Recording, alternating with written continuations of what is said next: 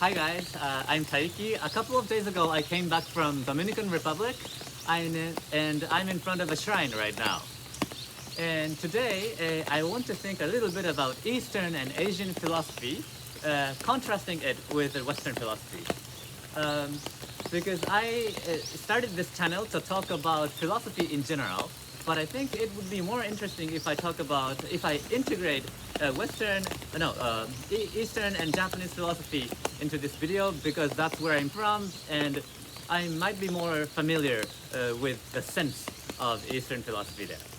And to begin with, I would like to start from introducing this book called Geography of Thought.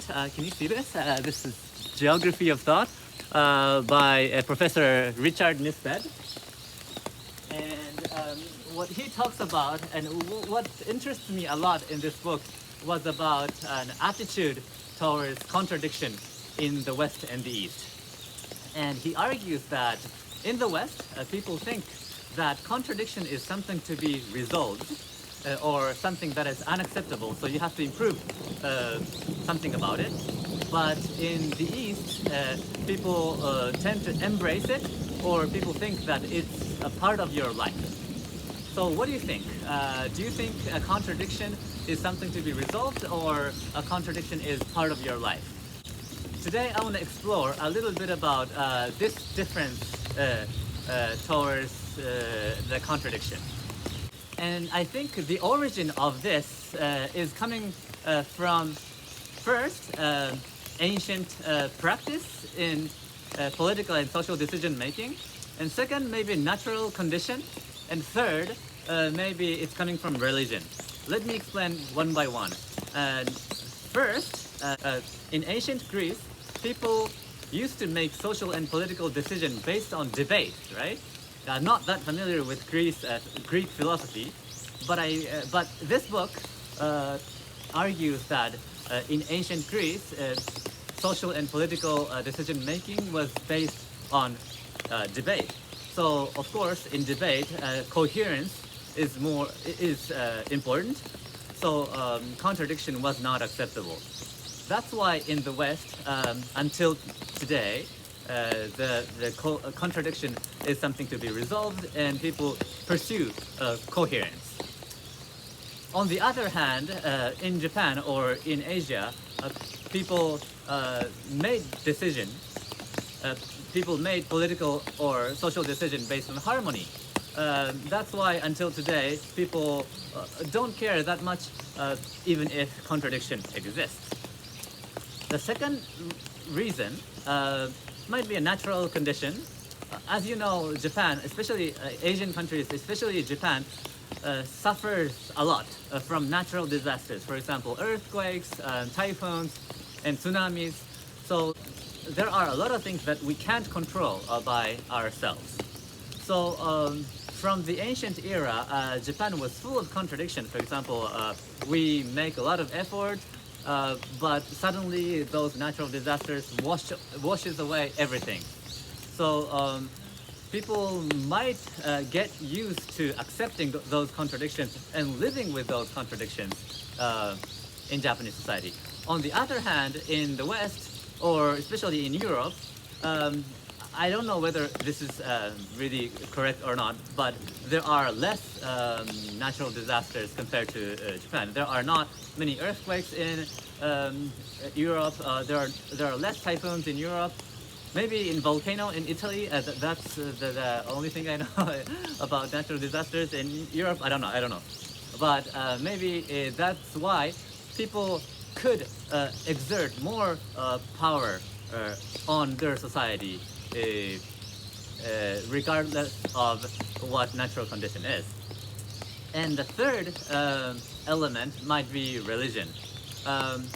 In Japan, okay, I'm in front of a shrine, and shrine is coming from Shintoism, and Shintoism is a polytheistic religion. There are a lot of gods in Japan. There are gods of trees, or gods of stones, gods of skies, or god of sun. And this means that we respect nature. and we think that nature is more powerful than people. So even if there is contradiction, that is something that nature brings to us. But on the other hand, in Christianity, nature is something to be controlled by human beings, right? Do you agree with that or not? I'm not sure because I'm not Christian. But if you're Christian, do you think, do you feel that sense? Do you agree with that? I don't know, but at least in this book, the author tries to argue that in Christianity, people try to control nature. On the other hand, in the East, people try to compromise with nature. Maybe these three reasons or these three factors are the origin of this difference regarding the attitude towards contradiction and in the East and the West. And I feel like recently Western people started embracing this Eastern philosophy, and people started accepting or appreciating this Eastern value. I came back from Dominican Republic via New York, and I went to a bookstore in New York, and I bought this book. And it seems like in the States right now, this book is becoming really popular. I read this book, and what this book talks about is really similar to Eastern philosophy. This book says, for example, don't try to solve every problems that you have. Try to accept those problems. Or this book explicitly talks about Buddha. So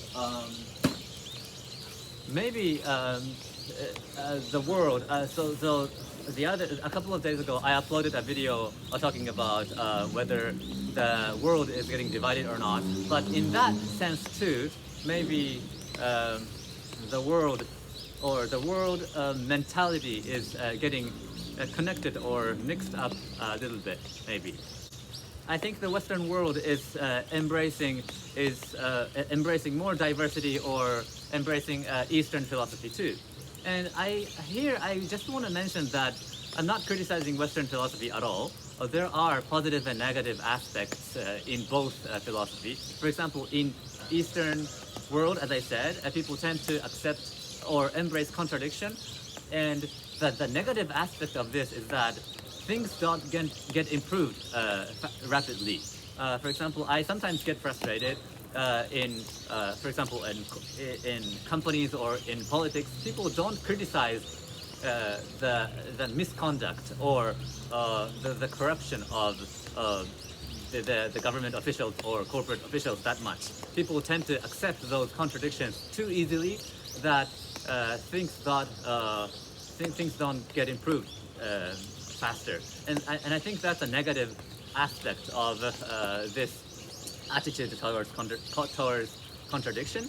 But I just want to emphasize that maybe by embracing this Eastern philosophy, in which you accept contradiction, you recognize a contradiction as a part of your life, and therefore you can be just as you are and get relaxed in this rapidly changing and complex world. Because recently there are a lot of mental illness, and there are a lot of people getting depressed. So maybe by embracing this Eastern philosophy, you might be able to relax a little bit and enjoy your life. Thank you so much.